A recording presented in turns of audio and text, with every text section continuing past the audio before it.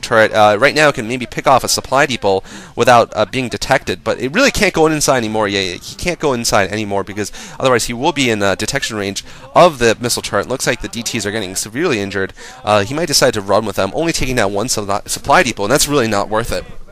Meanwhile, C is getting a control tower for his starport. I assume he's going for cloak rates. Making dropships probably wouldn't make sense at that location, so I assume he's going to get cloak and then go for cloak rates.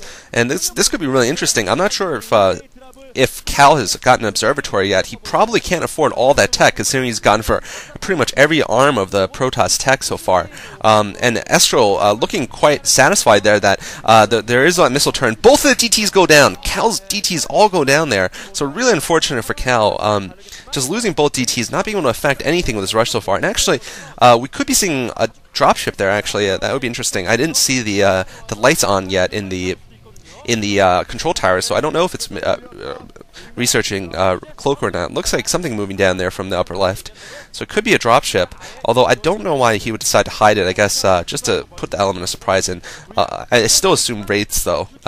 Wraiths is my first assumption. It looks like a bunch of units from C are moving towards Kal's base, and a bunch of vultures here, so maybe I still don't know what unit came out of there, actually. They still haven't shown it. I think it's actually a dropship, because those vultures disappeared into it. Yeah, there you go.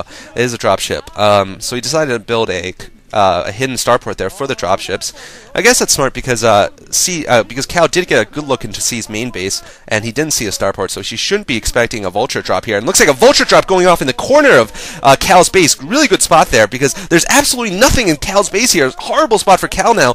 He has absolutely nothing. No cannons, no dragoons, nothing in his base here. And now mines being placed next to the gateway, so new units are going to get hit by those mines. And looks like one vulture managed to hold off a couple of these dragoons. Meanwhile, the three vultures now are going to be killed. Kill pretty much all the probes here, I think.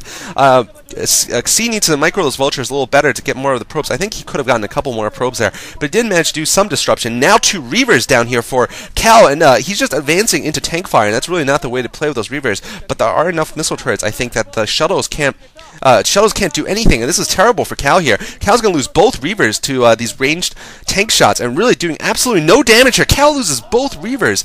Just terrible there. I don't know what happened to his shuttle. Maybe he got shot down by that missile turret. And now Wraith out for C, and C's in a huge lead here. C definitely just stymieing everything that Kal's throwing at him. Kal carelessly losing both Reavers, and I think C soon will be able to push out with impunity here. It looks like C actually going for another drop now at the corner of the base. We'll see what he decides to drop. A couple, just two more vultures here, and they're probably not do that much damage. There are three dragoons there, and it looks like, yeah, they're going to get taken out by those dragoons. The initial drop there was quite clever, although I think he should have paid less attention to blocking the dragoons and just picked off as many probes as he could have. But regardless, C.Really is in a definite lead here. He has all three of his bases up in his main. Kal does also, but the Terran player definitely has the advantage when they have the same number of bases. Now Kal is trying to put up another expansion at the 3 o'clock position, but Kal so far has a really small ground army because he sacrificed everything to build shuttles and Reavers and DTs, and I feel that C is going to be able to move out quite soon with his tanks and vultures and just do a main push up to Kal's base, and Kal won't be able to do too much about it. Looks like Kal has a shuttle up there in the 12 o'clock position. If C's Wraith sees that, Kal will be in huge trouble because he might be able to chase down that shuttle, but looks like he doesn't spot it. It looks like two tanks were inside of the dropship from C, so we'll see what he decides to do with these dropships. I think he has two dropships now. Now a bunch of dragoons moving down for Kal here, perhaps trying to ferry them up somewhere. Not sure. Oh, it looks like Kal actually spots this dropship. Wow, that's really good sniping by Kal there, using his observer to spot there and killing a dropship. It perhaps even had two tanks inside, so that's quite a big loss for C there if he did manage to lose that dropship with two tanks. Now I think Kal, I thought he was going to go and try to kill that starport, but looks like two more vultures getting within the perimeter here at the 3 o'clock position, and Kal just taking them out, but now he's going to be spotted there. Photon cannons going up there, which is smart against this kind of vulture harass the Terran can throw at the Protoss. And so yeah, I had another dream last night about StarCraft, except this time I was talking to some old friend from high school about how I was doing commentaries on StarCraft, and he used to play, but now he has a life and a job in New York City and everything. So he was just calling me a loser, and then he gave me a ride home. So that's pretty much it.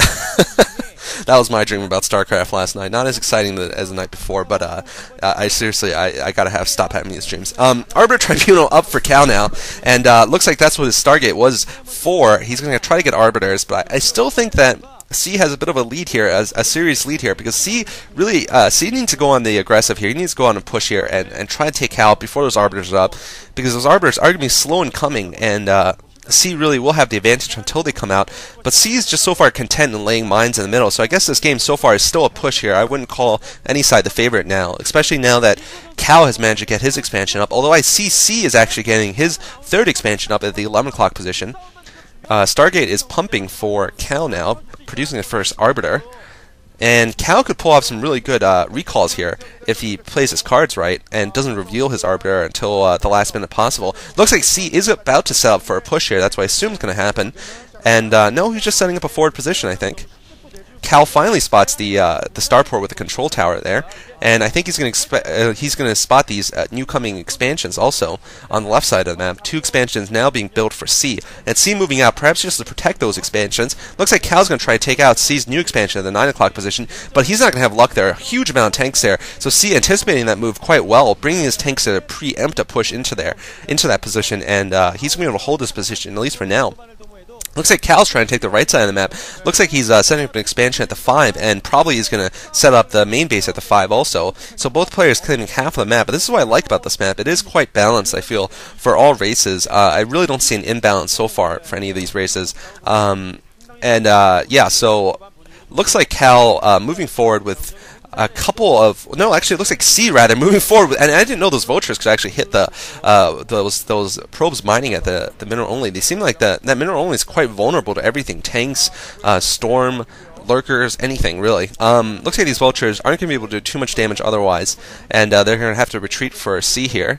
But both players sort of just playing on a stalemate in the middle, and I like this map because the stalemate isn't going to be that rigid, because some maps like say Longinus, the ridge in the center is just so unbreakable, but in this there isn't a ridge in the center, so even though there can be a divide in the middle, it's not as inflexible or as rigid of a divide as say on Blue Storm also. But anyway, so C actually now moving in here for an attack. I don't think this is going to succeed. I mean, if Kal's going in for attack, this is not going to succeed against C. C has way too many tanks and vultures there, and all the zealots are pretty much taken out here, and the dragoons against this massive tanks isn't going to work. But now the Arbiter's out. Arbiter gets a stasis off, only on 4 tanks, but some good storms here by Kal, so this might be able to turn the tide of the battle, but no, it doesn't. It's not enough. Too little, too late there. I feel the Arbiter should have gone in the beginning and tried to stasis more things, but looks like that attack did fail, so Kal is I feel now is at the disadvantage now. His Arbiter not being able to do anything, and I think he lost a huge amount of